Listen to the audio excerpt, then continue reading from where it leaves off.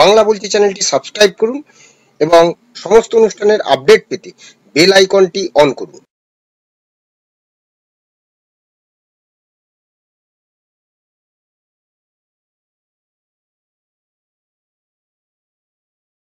নমস্কার, বাংলা বলছে চ্যানেলে আপনাদের স্বাগত। আমরা প্রতি সপ্তাহে একটা দিন বাংলাদেশ নিয়ে নানা বিষয় নিয়ে আলোচনা করি। বাংলাদেশের রাজনৈতিক পরিস্থিতি, বাংলাদেশের মানুষের কি অবস্থা, বাংলাদেশের নানান পারিপার্শ্বিক পরিস্থিতি নিয়ে আমরা আলোচনা করি।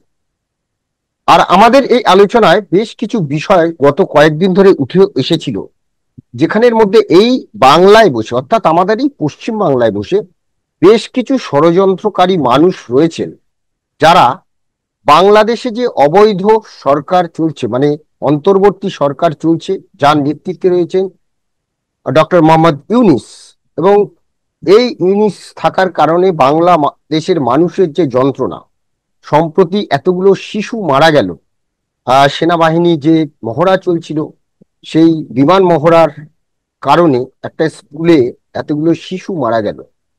তো তারপরে প্রশাসনের যে একটা কি বলবো, একটা মানে ভাষায় প্রকাশ করা যায় না, অর্থাৎ একটা মজবুত সরকার যদি না থাকে, নির্বাচিত সরকার যদি না থাকে, তাহলে সেই রাজ্য, সেই দেশের গণতন্ত্র কোথায় গিয়ে দাঁড়ায়। আজকে আমি একটা বিষয় আপনাদের সামনে তুলে আনছি। আমি একটা ছবি দেখাচ্ছি।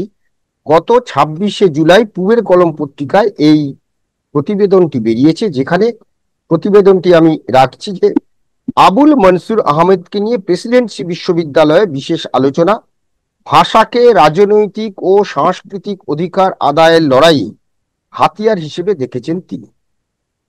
আবুল মনসুর কে? অর্থাৎ শুক্রবার দিন এই অনুষ্ঠানটি হয়েছে কলকাতা প্রেসিডেন্সি বিশ্ববিদ্যালয়ে, এবং আবুল মনসুর আহমেদ কে নিয়ে এই বিশেষ আলোচনা সভার আয়োজন। আবুল মনসুর আহমেদ হচ্ছেন আমেরিকা, পূর্ব পাকিস্তান, বাংলাদেশের ভাষা আন্দোলনের একজন বৈশ্বিক বুদ্ধিবৃত্তিক ইতিহাস, এই এই এই শীর্ষক আলোচনাটা ওরা ঠিক করেছিল। এবং প্রেসিডেন্সি বিশ্ববিদ্যালয়ের সমাজবিদ্যা বিভাগ এই অনুষ্ঠানের আয়োজন করেছিল। বিভাগের প্রফেসর উপল চক্রবর্তী ছিলেন এর আহ্বায়ক। আর এই অনুষ্ঠানে হাজির ছিলেন, ছবিতে দেখুন, এই মার্ক করে রাখা হয়েছে, মাহফুজ আনাম। তিনি কে? মাহফুজ আনাম হচ্ছে এই আবুল মনসুর আহমেদ, তার পুত্র। তা আবুল মনসুর আহমেদকে নিয়ে নিশ্চয়ই এরকম একটি প্রেসিডেন্সি বিশ্ববিদ্যালয়ে একটি আলোচনা সভা করেছেন ভাষা নিয়ে, সত্যি এটা প্রশংসার যোগ্য। আমাদের সেটা নিয়ে কোনো বক্তব্য নেই, কিন্তু বক্তব্য হচ্ছে এই যে তার পুত্র মাহফুজ আনাম, তিনি কে?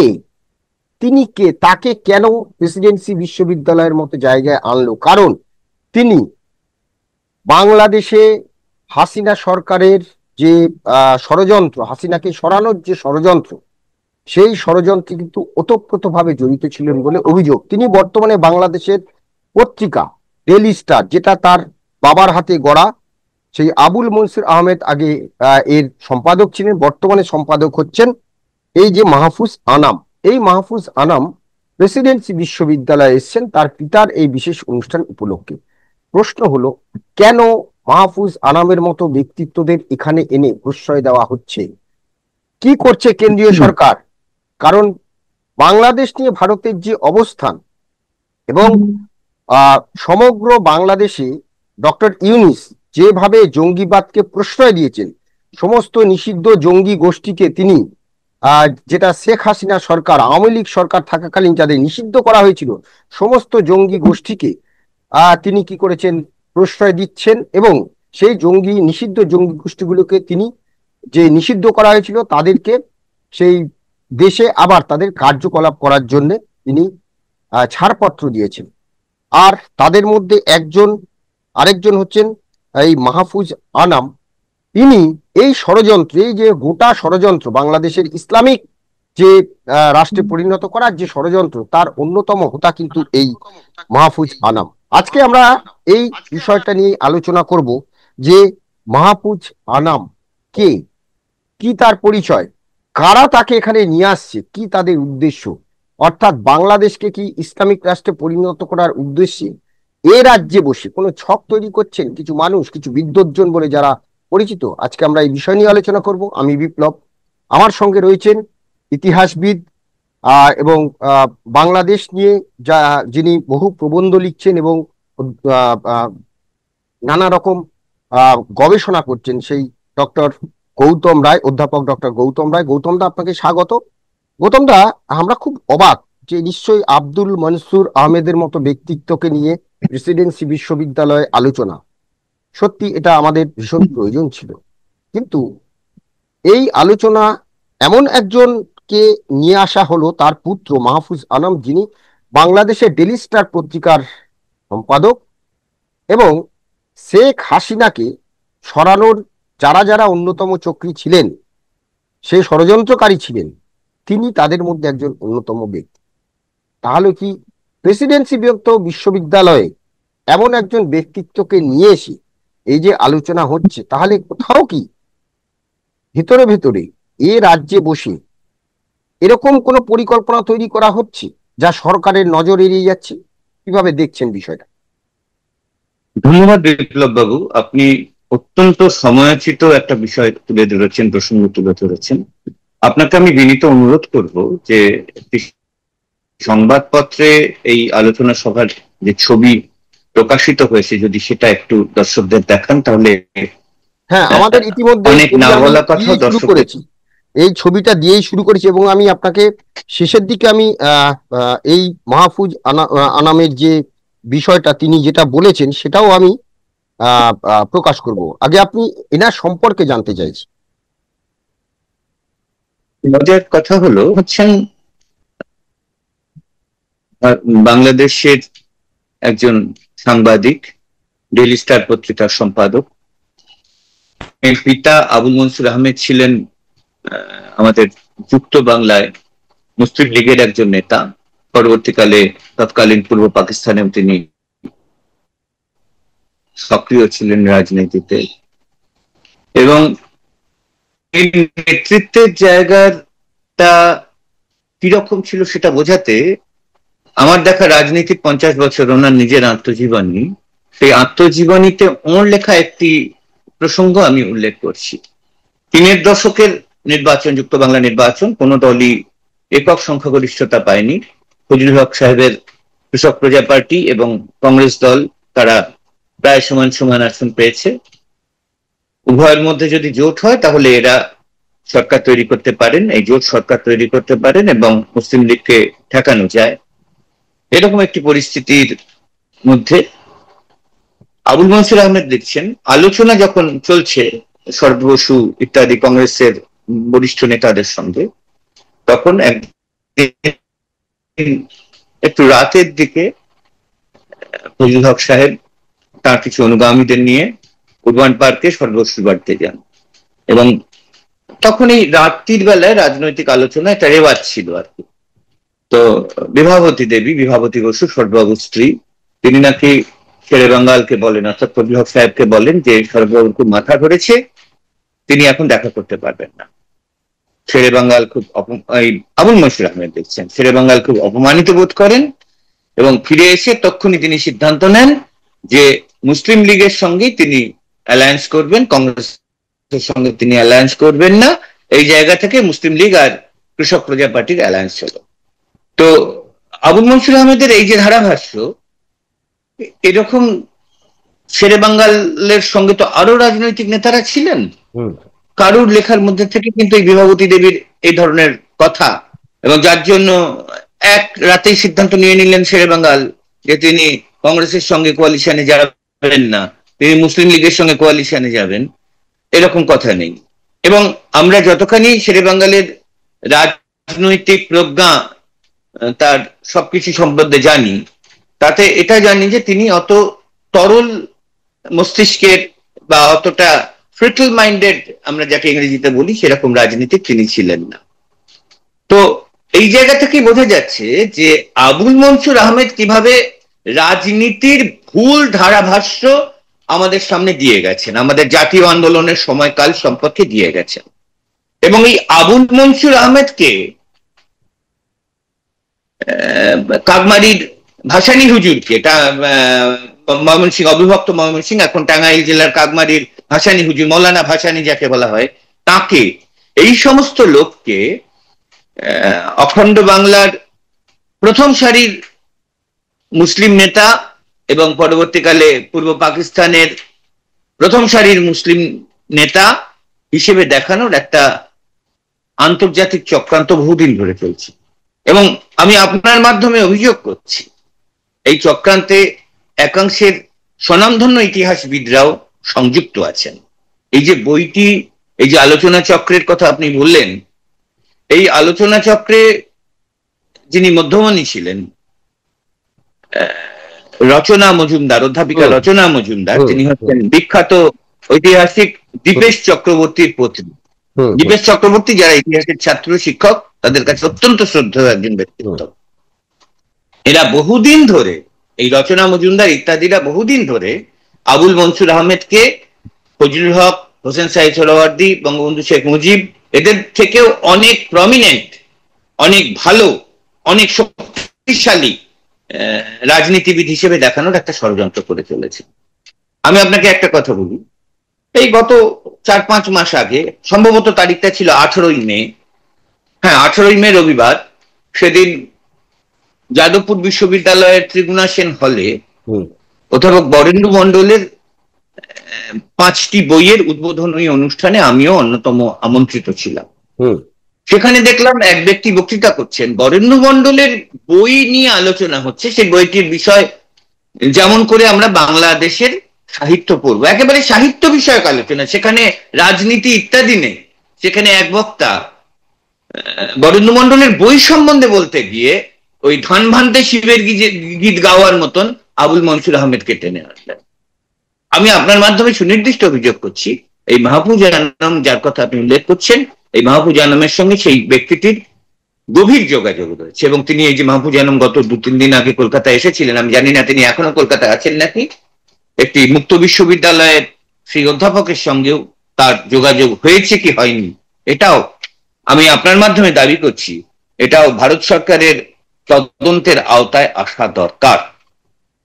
আমরা খুব অবাক হয়ে যাচ্ছি, 2006 সালে বাংলাদেশে যখন জরুরি অবস্থা, সেই সময় আজকে যে অবৈধ ক্ষমতা দখল করেছে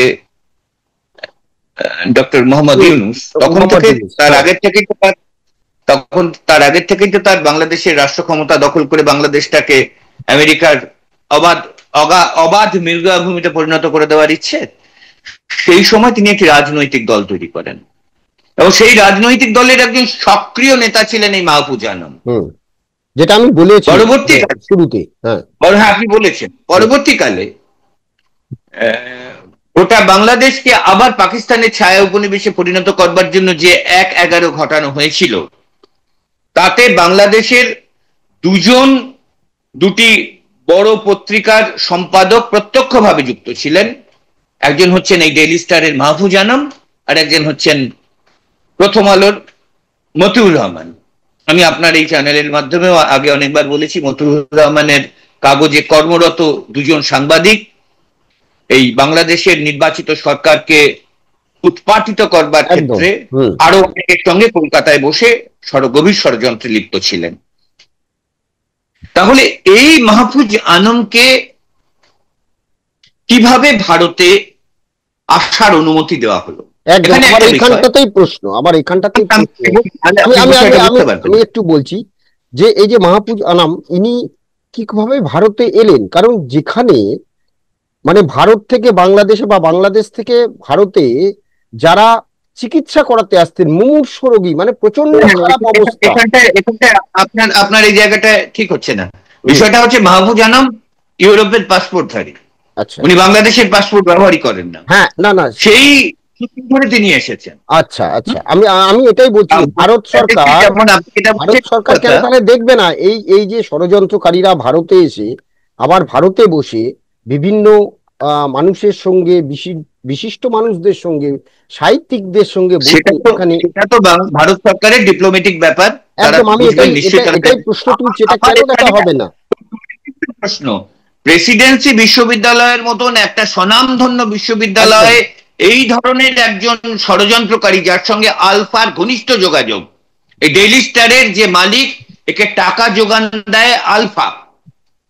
শেখ হাসিনা বাংলাদেশের প্রধানমন্ত্রী হিসেবে কর্মরত অবস্থায় এই বিষয়গুলিকে তিনি পরিষ্কার সামনে এনেছিলেন এবং এই আলফাদের বিরুদ্ধে তিনি সমস্ত রকমের প্রশাসনিক রাজনৈতিক অবস্থান ব্যবস্থা নিয়েছিলেন। এবং এই যে এদের যে মালিক, তার স্ত্রীর সঙ্গে পরেশ বড়ুয়ার একটা ঘনিষ্ঠ যোগাযোগ ছিল, এটা আমি আপনার মাধ্যমে সরাসরি অভিযোগ করছি। তাহলে এহেন ব্যক্তিকে কি করে পশ্চিমবঙ্গের প্রেসিডেন্সি বিশ্ববিদ্যালয়ে আমন্ত্রণ জানানো হয়? রাজ্য সরকার ঘুমোচ্ছিলেন? আপনি ওখানে ছবিতে দেখতে পাবেন রাজ্যের শাসক দলের রাজ্যসভার একজন প্রাক্তন সাংসদ মাহফুজ আলমের পাশে বসে আছেন, যার বিরুদ্ধে সিমির সঙ্গে যোগাযোগের একটা গুরুতর অভিযোগ আছে। এবং যে ব্যক্তিটি শেখ হাসিনা বাংলাদেশে প্রধানমন্ত্রী হিসেবে অবস্থান করাকালীন শেখ হাসিনা তার সরকার সেই ব্যক্তিটি যিনি মাহফুজ আলমের পাশে বসে আছেন, রাজ্যের শাসক দলের প্রাক্তন রাজ্যসভা সদস্য, একটি দৈনিক সংবাদপত্রের তিনি সম্পাদকও বটে, তার কর্মকাণ্ডের বিরুদ্ধে কিভাবে তিনি বাংলাদেশে সার্বভৌমত্ব বিরোধী শক্তি, জঙ্গি শক্তির সঙ্গে যোগাযোগ রেখে বাংলাদেশকে নানা ধরনের সমস্যায় ফেলতে চাইছেন, এ সম্পর্কে তিনি ভারত সরকারকে লিখিত অভিযোগ করেছিলেন। সেই বিষয়টি বর্তমান পত্রিকা সহ বিভিন্ন পত্র পত্রিকায় সে সময় এসেছিল। আমি জানি না ভারত সরকার সেই অভিযোগ পেয়ে কি করেছেন। সুতরাং আমি এই জায়গাটা থেকে বিশ্বাস করি যে রাজ্যের শাসক দল, তাদের যে প্রশাসনের যে ইন্টেলিজেন্সি আছে, আইবি ইত্যাদি আছে, তারা নাকে তেল দিয়ে ঘুমোচ্ছিলেন। তারা জানতেন না কে এই মাহফুজ আলম, তারা জানতেন না রাজ্যের শাসক দলের একজন গণ্যমান্য ব্যক্তিত্ব, যিনি রাজ্যের সংখ্যালঘু কমিশনের চেয়ারম্যান পর্যন্ত, তিনি কি করে এখানে যান? এবং আমি আপনার মাধ্যমে আরো অভিযোগ করছি, ওই আলোচনা সভায় রাষ্ট্রবিজ্ঞান বিভাগের এক অধ্যাপক, তিনিও ওখানে উপস্থিত ছিলেন। তিনি নিজেকে বাইরে বলে বেড়ান তিনি নাকি আমাদের মহান হিউম্যানিস্ট গৌরী আয়ুবের কাছে থেকে তিনি নানা ধরনের উদার মানসিকতার মধ্যে সঞ্জাত হয়েছেন। তাহলে তিনি মাহফুজ আলমের মতো একজন ঘোরতর ভারত বিদ্বেষী, ভারতে অবস্থানরত নানা ধরনের জঙ্গি সংগঠনের সঙ্গে সংযুক্ত, বাংলাদেশের নির্বাচিত সরকারকে উৎখাত করে বাংলাদেশকে আবার পাকিস্তানের ছায়া উপনিবেশে পরিণত করবে, এই অবৈধ ক্ষমতা দখলকারী ইউনুস গ্যাংয়ের সেই চক্রান্তের প্রত্যক্ষ অংশীদার, তার সঙ্গে কি করে সভা শেয়ার করেন? এই গোটা বিষয়টা আমি আপনার মাধ্যমে ভারতের প্রধানমন্ত্রী, ভারতের গৃহমন্ত্রী এবং পশ্চিমবঙ্গের মাননীয় মুখ্যমন্ত্রী প্রত্যেকের দৃষ্টি আকর্ষণ করছি। আমার বিশ্বাস এটা সার্বিকভাবে। বলুন। হ্যাঁ, আপনি যে আবেদনটা করলেন, আমাদেরও এই আবেদন থাকবে। প্রথমত তার পাসপোর্ট যাই থাকুক, যে ভারতের যে বিদেশ দপ্তর, তারা এই মাহফুজ আনাম সম্পর্কে তাদের কাছে কি তথ্য আছে? তিনি এই কলকাতায় আসছেন, কলকাতায় এসে তিনি প্রেসিডেন্সি বিশ্ববিদ্যালয়ের মতো একটি ঐতিহ্যবাহী প্রতিষ্ঠানে তিনি বক্তৃতা করছেন, এবং কাদের সঙ্গে বক্তৃতা করছেন? আমাদের এই রাজ্যের কিছু বিশিষ্ট মানুষ, কিছু সাহিত্যিক, তাদের সঙ্গে বক্তৃতা করছেন। কিন্তু অন্য কোনো ষড়যন্ত্র হচ্ছে না তো?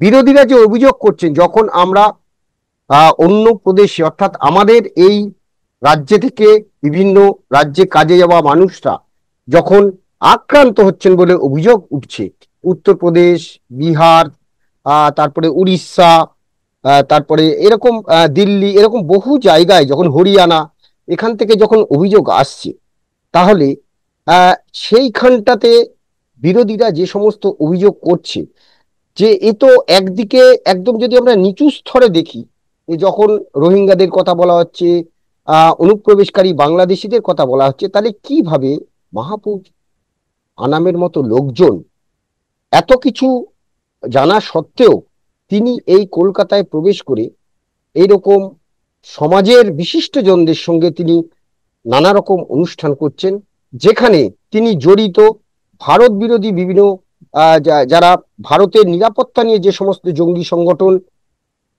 মানে নিরাপত্তা জনিত যে কারণে বিভিন্ন জঙ্গি সংগঠন, নিষিদ্ধ জঙ্গি সংগঠন, সেই সমস্ত জঙ্গি সংগঠনের সঙ্গে যার যোগাযোগ, তিনি কিভাবে কলকাতায় এলেন এবং বাংলাদেশ সম্পর্কে ভারতের যে অবস্থান, সেই অবস্থানে পরিপ্রেক্ষিতে আমরা দৃষ্টি আকর্ষণ করছি প্রধানমন্ত্রী, স্বরাষ্ট্রমন্ত্রী, বিদেশ মন্ত্রী, সেই সঙ্গে পশ্চিমবঙ্গের মুখ্যমন্ত্রীর কাছে আমাদের আবেদন থাকবে যে এই সমস্ত ব্যক্তিরা যারা ভারত বিরোধিতা ষড়যন্ত্র করে, যারা ইসলামিক রাষ্ট্র পাকিস্তানের সহযোগিতায় এই সমস্ত কার্যকলাপ করছেন, বাংলাদেশে হাসিনা সরকারকে উৎখাত করার যে ষড়যন্ত্রকারী 2006 থেকে ডক্টর ইউনূসের সঙ্গে যার যোগাযোগ, তা তিনি কি করে কলকাতায় এসে এরকম সবাই বক্তৃতা রাখছেন, এরকম সবাই অতিথি হিসাবে আসছেন, প্রশ্ন এটা আমাদের থাকবে। আমাদের এই আলোচনা নিয়ে আপনাদের মতামত আমাদের কমেন্টস বক্সে জানাবেন। ধন্যবাদ গৌতম দা, ধন্যবাদ আপনাদের, সবাই ভালো থাকবেন, নমস্কার।